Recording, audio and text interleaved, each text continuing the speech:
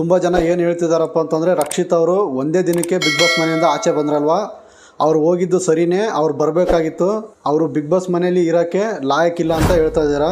ಹಂಗೇನಿಲ್ಲ ಸ್ನೇಹಿತರೆ, ಅವರು ಬಿಗ್ ಬಾಸ್ ಮನೇಲಿ ಇರೋದಕ್ಕೆ ಡಿಸರ್ವ್ ಮಾಡ್ತಾರೆ. ಈ ಹುಡುಗಿ ಬಂದು ಸೋಷಿಯಲ್ ಮೀಡಿಯಾ ಇನ್ಫ್ಲೂಯೆನ್ಸರು ಮತ್ತು ಯೂಟ್ಯೂಬರು. ಇದೇ ಥರ ಹೋದ ಸಲ ಸೀಸನಲ್ಲಿ ಧನರಾಜ್ ಆಚಾರ್ ಅವರು ಬಂದಿದ್ರಲ್ವಾ, ಸೊ ಅದೇ ಥರ ಇವರು. ಕಾರಣ ಏನೇ ಇಲ್ದಿರೂ ಸುಮ್ಮನೆ ಯಾರನ್ನೂ ಏಟ್ ಮಾಡೋಕ್ಕೆ ಹೋಗಬೇಡಿ. ಅವ್ರಿನ್ನೂ ಬಂದು ಒಂದೇ ದಿನ ಆಗಿದೆ, ಬಂದು ಒಂದೇ ದಿನದಲ್ಲೇ ಅವ್ರನ್ನ ವಾಪಸ್ ಕಳಿಸಿದಾರಂತೆ. ಕಳಿಸಿರೋದು ಎಷ್ಟು ನಿಜನೋ ಸುಳ್ಳೋ ಗೊತ್ತಿಲ್ಲ. ನನಗನ್ಸೋ ಪ್ರಕಾರ ಅವ್ರನ್ನ ಕಳಿಸ್ದಿರ ಅಲ್ಲೇ ಸೀಕ್ರೆಟ್ ರೂಮಲ್ಲಿ ಇರಿಸಿರ್ತಾರ ಅಂತ ಅನಿಸುತ್ತೆ. ಯಾಕಪ್ಪ ಅಂದರೆ ಬಿಗ್ ಬಾಸ್ ಹಿಸ್ಟ್ರಿಲಿ ಒಂದೇ ದಿನಕ್ಕೆ ಬಂದಿರೋರನ್ನ ಎಲಿಮಿನೇಟ್ ಮಾಡಿ ಮನೆ ಕಳಿಸಿರೋದು ಹಿಸ್ಟ್ರಿಲೇ ಇಲ್ಲ. ಆ ಒಂದು ರೀಸನ್ಗೆ ಇವ್ರನ್ನ ಮನೆ ಕಳಿಸಿಲ್ಲ ಅಂತ ನನಗೆ ಅನಿಸುತ್ತೆ. ರೀಸನ್ ಇಲ್ದಿರ ಸುಮ್ಮನೆ ಯಾರನ್ನೂ ಏಟ್ ಮಾಡಕ್ಕೆ ಹೋಗಬೇಡಿ.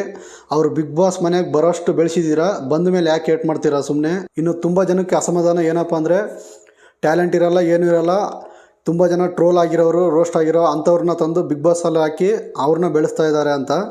ಏನೂ ಮಾಡೋಕ್ಕಾಗಲ್ಲ ಸ್ನೇಹಿತರೆ, ಅವ್ರನ್ನ ಬೆಳೆಸ್ಬೇಕಷ್ಟೇ, ನಮ್ಮ ಕೈಲಿ ಏನೂ ಮಾಡೋಕ್ಕಾಗಲ್ಲ. ಇಲ್ಲಿ TRP ಮ್ಯಾಟ್ರ್ ಆಗುತ್ತೆ.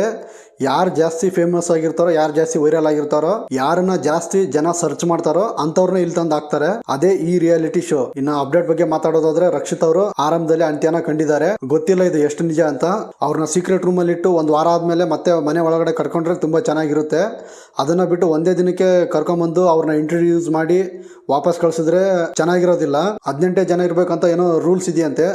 18 ಜನ ಇರಬೇಕಂದ್ರೆ ಮತ್ತೆ 19 ಜನನ ಏನಕ್ಕೆ ಸೆಲೆಕ್ಟ್ ಮಾಡ್ಕೊಂಡ್ರಿ, ಮತ್ತೆ ಅವ್ರನ್ನ 18 ಜನ ಇರೋಂಗಿದ್ದಿದ್ರೆ ಒಬ್ಬರನ್ನ ಏನಕ್ಕೆ ಇಂಟ್ರಡ್ಯೂಸ್ ಮಾಡಿದ್ರೆ ಗೊತ್ತಿಲ್ಲ. ನನ್ನ ಒಪಿನಿಯನ್ ಏನಪ್ಪ ಅಂತಂದ್ರೆ ಮತ್ತೆ ಅವ್ರನ್ನ ಒಳಗಡೆ ಕರ್ಕೊಂಡು ಇಟ್ಕೊಂಡು ಆಮೇಲೆ ಜನದ ಪ್ರಕಾರ, ಅವ್ರ ಓಟಿನ ಪ್ರಕಾರ ಅವ್ರನ್ನ ಹೊರಗಡೆ ಕಳಿಸಿದ್ರೆ ತುಂಬಾ ಚೆನ್ನಾಗಿರುತ್ತೆ ಅಂತ ನನಗನ್ಸುತ್ತೆ. ಸೊ ಇದು ಸ್ನೇಹಿತರೆ ಬಿಗ್ ಬಾಸ್ನ ಹೊಸ ಅಪ್ಡೇಟು. ನನ್ನ ಚಾನಲ್ನ ಯಾರಾದರೂ ಹೊಸಬ್ರು ನೋಡ್ತಾ ಇದ್ರೆ ಚಾನಲ್ನ ಸಬ್ಸ್ಕ್ರೈಬ್ ಮಾಡ್ಕೊಳ್ಳಿ, ಹಂಗೆ ವಿಡಿಯೋನ ಒಂದು ಲೈಕ್ ಮಾಡಿ. ಸಿಗೋಣ ಮುಂದಿನ ವಿಡಿಯೋದಲ್ಲಿ.